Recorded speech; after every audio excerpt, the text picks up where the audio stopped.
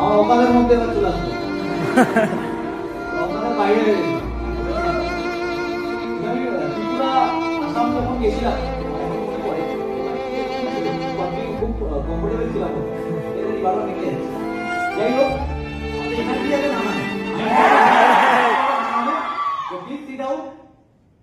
বেশিক্ষণ কথা বলবো না, চেষ্টা করবো আধা ঘন্টা 1 ঘন্টা কথা বলার। তার আগে আমি যেটা বলছিলাম, আজকে